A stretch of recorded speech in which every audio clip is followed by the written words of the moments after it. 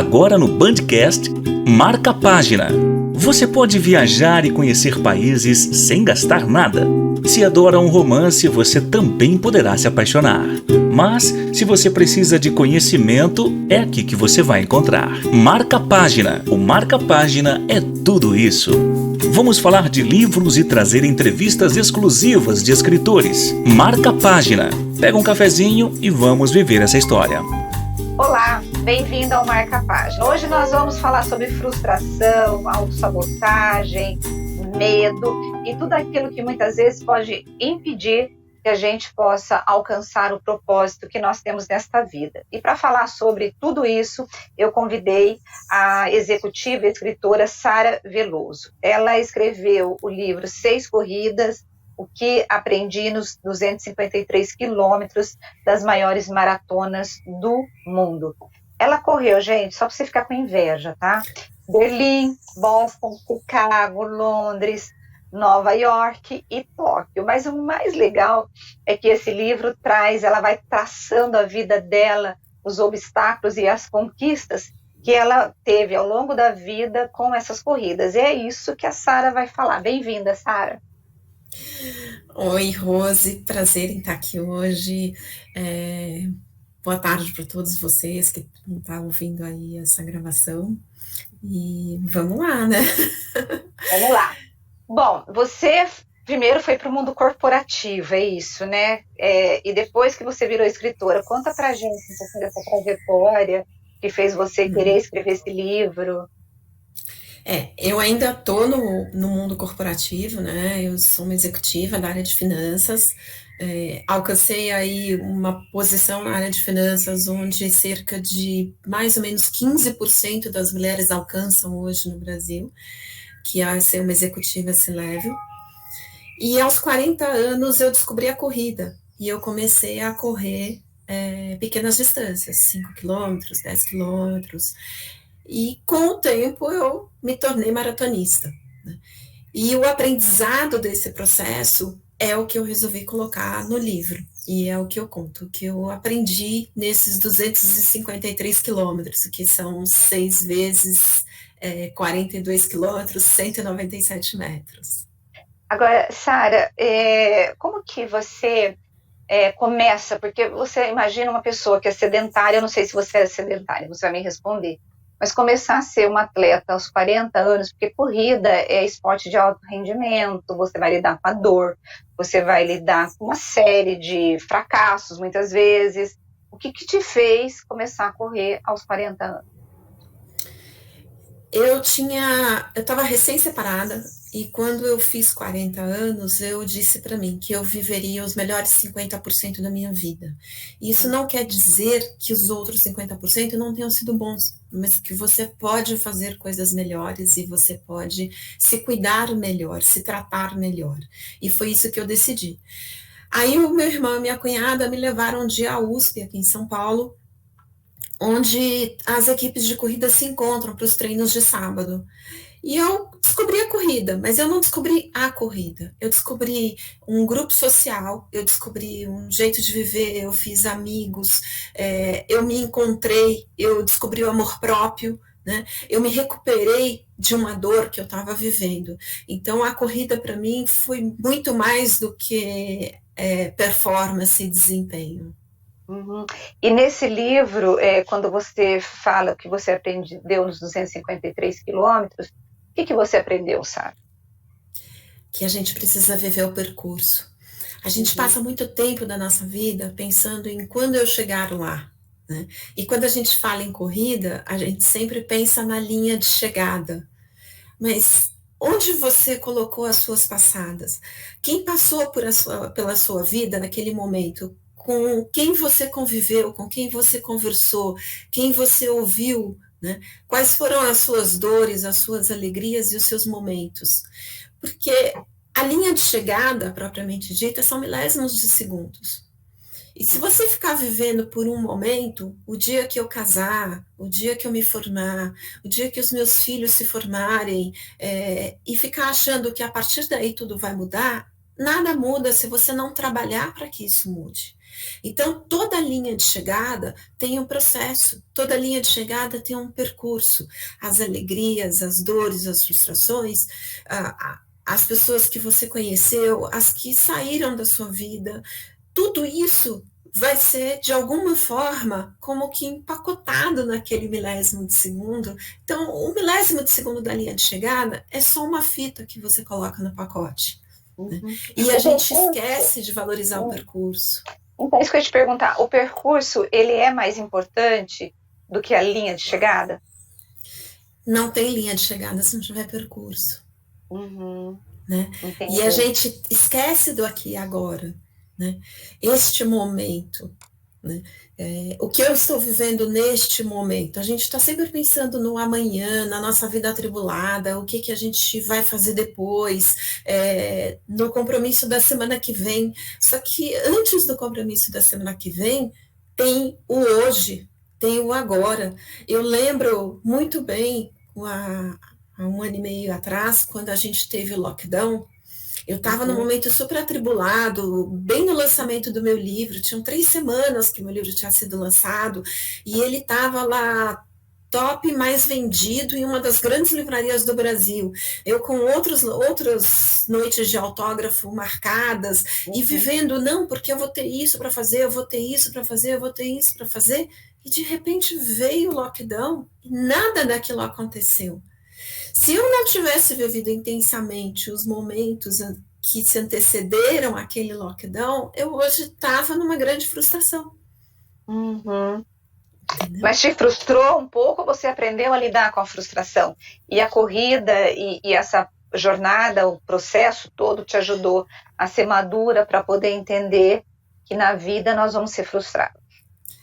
Ah, com certeza, né? Porque a gente, nem sempre tudo é como a gente planeja. Então, por exemplo, quando eu fui correr Londres, Londres era a minha prova, porque era a prova que eu ia conquistar a medalha das Six Majors. Então, seria a minha última prova. E eu já estava há 1 ano me preparando para aquela prova, para conseguir vaga, não é fácil. Eu tinha conseguido uma vaga por caridade, por similaridade de um trabalho voluntário que eu faço aqui no Brasil.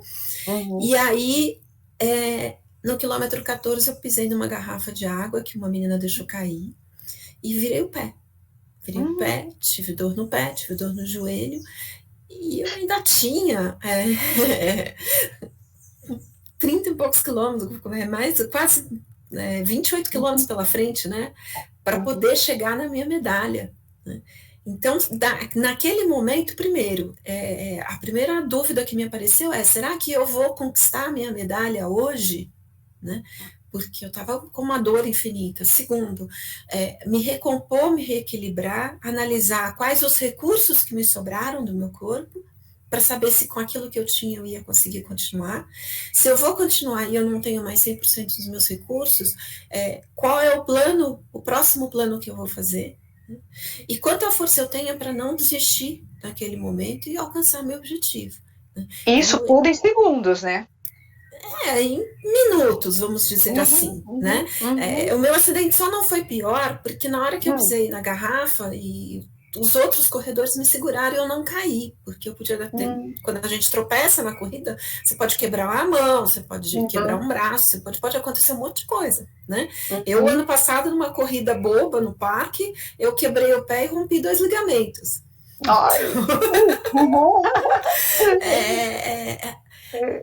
E a corrida te dá isso, né? De você se reestabelecer. Outra coisa é que a vida ela não é sempre tudo legal, né? Não é sempre tudo como você planejou. Quando você tem a oportunidade de estar numa situação que teoricamente é de lazer, é uma situação que você quis estar lá, e você está sofrendo as pressões que você sofreria normalmente no dia a dia, né? Então, uma frustração, uma dor, uma ansiedade.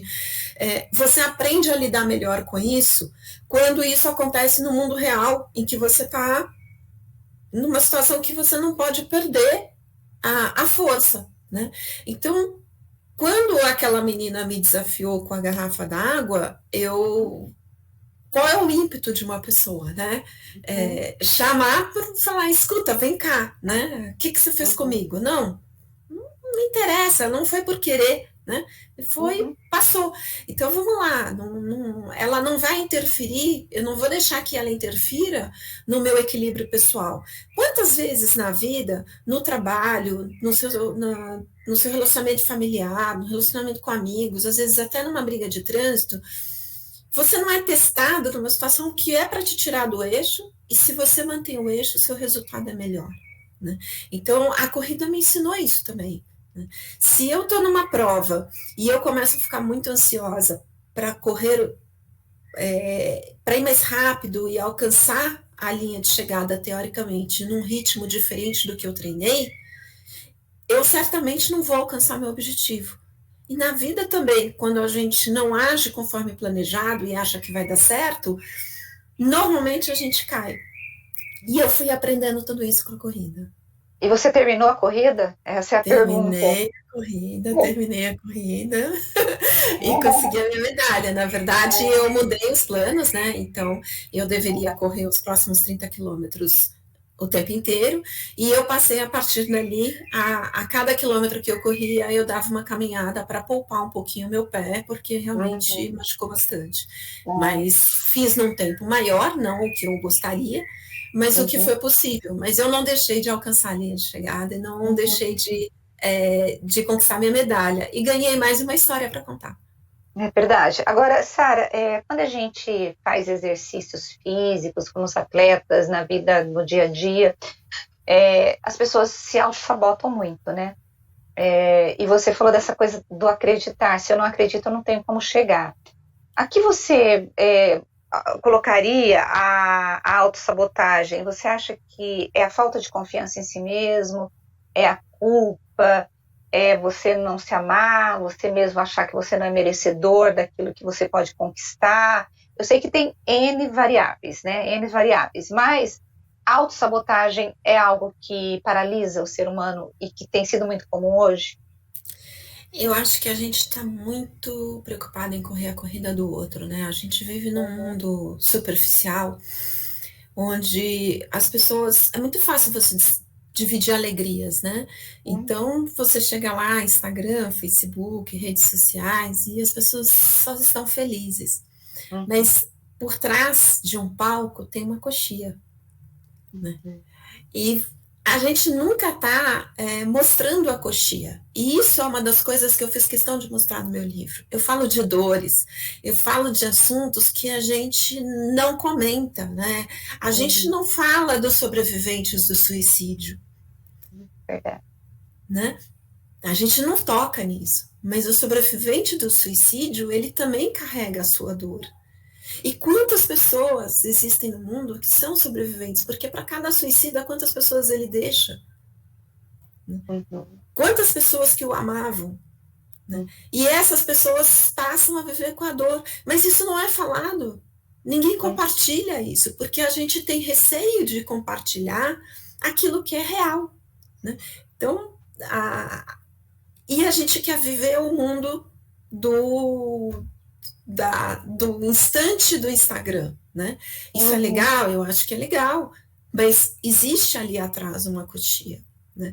Por exemplo, eu hoje estou lidando com o sobrepeso que eu ganhei nesse período de pandemia. Eu quebrei o pé, eu tive que parar de correr praticamente 1 ano, estou voltando agora. Nesse período, os efeitos colaterais da menopausa me afetaram muito. Mas quem vai falar disso? Quem fala de menopausa no Instagram? Ninguém fala. E é isso que a gente tem que falar. A gente tem que verbalizar as nossas dores. Ou se fala, vai falar mais no sentido dos sintomas, mas não tem esse depoimento de quem está passando por isso, né? E como isso afeta a tua saúde mental, né? Exatamente. Quando olha assim, poxa, a Sara, uma executiva, uma mulher forte, uma mulher que conquistou várias coisas na vida que muitas pessoas gostariam de conquistar. Aqui é carne e osso, é sentimento, é coração, tem dor, tem choro, né? Tem ansiedade, tem depressão, tem angústia, mas também tem muita alegria, como todo mundo. O mundo real é assim. Então, isso que eu acho importante da gente falar. E escrever o livro foi isso, é mostrar uma mulher de 40 anos que saiu de um relacionamento que não estava legal na vida dela, começou de novo, desde praticamente do zero, né? E conseguiu conquistar várias coisas.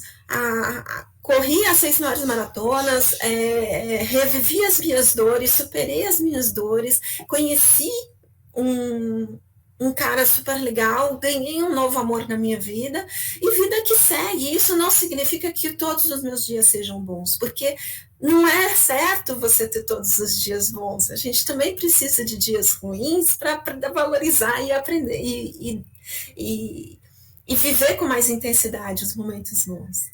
Você tem uma frase que você disse na palestra tua, né, que você deu recentemente, que diz que na vida você precisa se acostumar a não ter. De quem que é essa frase? Ai, minha avó. Minha avó, a Sara, né? E eu falo que eu vivo sobre os princípios de pérolas de Sarita. E a minha avó me ensinou desde pequena que na vida a gente precisa aprender a não ter. Porque é muito fácil a gente aprender a ter. A gente sempre acostuma com conforto, né? E confortos básicos. Eu cresci, a gente abria o vidro do carro com manivela. Hoje, praticamente todos os carros têm vidro automático. E talvez as crianças nem saibam que existe uma manivela para abrir o vidro de um carro. É um conforto bom, mas é um conforto, né? E a gente precisa aprender a não ter, às vezes. E essas mulheres fizeram parte aí da sua vida, né? Como que a corrida, o esporte ou a tua carreira de executiva te ensinaram a lidar com a frustração e com a derrota, né? Porque você fala muito de mulheres fortes que viveram, que fizeram parte da sua vida, mas você conta também que desde cedo você teve que lidar muito com essa questão da rejeição e da inadequação. O que é isso? Bom, os meus pais se separaram, eu tinha 5 para 6 anos. E no início da década de 70, minha mãe não era separada, ela era desquitada. Era um termo da época, né? E me colocaram para estudar num colégio de freira. No colégio de freira, você ser filha de uma mulher desquitada não tinha muita aderência, né? Então, eu tinha colegas que as mães não gostavam que elas convivessem comigo, porque eu não era uma boa companhia. Afinal de contas, eu não vinha de uma família equilibrada. Eu não vinha de um status quo definido como normal. Eu vinha da coxia, né? Então, desde criança, eu fui aprendendo a viver com essa rejeição. E isso foi criando para mim um perfil de estar sempre correndo a corrida do outro. Em que sentido? De estar sempre buscando um modelo que fosse um modelo adequado e que as pessoas me aceitassem dentro daquele modelo, né? E isso a gente faz o tempo inteiro, a gente está sempre correndo a corrida do outro na vida. E quando eu fui para a corrida, efetivamente, a corrida me ensinou o seguinte: não adianta eu querer correr a corrida do outro, porque se eu quiser correr a corrida do outro, eu quero ser uma maratonista de ponta, né? E ali eu aprendi a correr a minha corrida, a me aceitar as minhas limitações, a correr no meu ritmo e mesmo assim ser única. Eu sou a 38ª mulher no Brasil que conquistou a medalha das Six Majors. A 38ª. Parabéns, Sara, é verdade. Isso é um número, assim, super mega importante, né? Como você colocou também, entre as executivas, você é uma das poucas que chegou, né, a essa do C-Level, né? Agora, Sara, você aprendeu a ser forte, né? Tem algum momento de fraqueza que você conta nesse livro, que você passou? Todos, muitos. E é isso que é importante, né? A dor, por exemplo, de ter vivido a perda através do suicídio, né? A separação, a frustração de não ter sido mãe, né? Então, muitos momentos de fraqueza, claro, né? Mas quando as pessoas olham, elas só veem a embalagem. E a embalagem é bonita, e aí quer levar e fala assim: poxa, mas eu nunca vou poder ser tão bonita quanto essa embalagem. E aqui eu não estou falando da Sara, tá? Eu estou falando de mim, de você e de todas as pessoas que a gente vê e fala assim: poxa, mas eu queria ser igual, Você quer ser igual? Você quer o pacote completo? Aí vai ter que viver as dores e as frustrações e as alegrias, né? Exatamente. Sara, como que tem sido o retorno dos leitores em relação ao livro? Ai, é tão incrível. E cada dia mais, né? A gente já está perto aí da segunda edição do livro, né? Ele já está se esgotando na primeira edição. Eu não esperava, era uma coisa que eu não esperava. Mas eu só tenho pessoas que me agradecem, exatamente por isso, por contar, por falar e por incentivar, né? Mostrar para as pessoas que vale a pena seguir em frente, né? E eu não fiz uma corrida, né? Eu falo que a vida e as nossas linhas de chegada, elas têm sempre que ser um processo espiral, porque a linha de chegada é 1/1000 de segundo. Passou? Qual é a próxima? Qual é o seu próximo objetivo? Onde você quer chegar? Legal, isso Sara. É constante. Constante, né? E você já está preparando outro livro, é isso? Sim. Vai ser sobre corrida também ou não? O que vai ser esse livro? Vamos falar de dores também, né? De superações. Hoje eu completo minha maioridade. Hoje é muito especial, porque há 21 anos eu fumei meu último cigarro.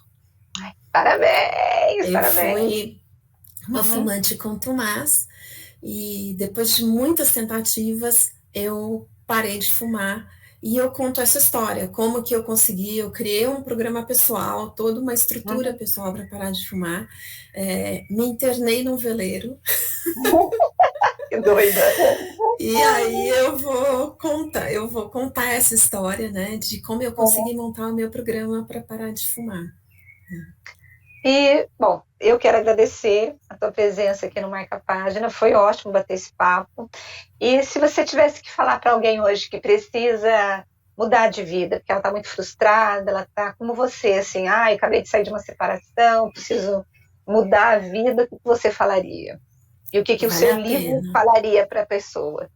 Vale a pena, não deixe de arriscar.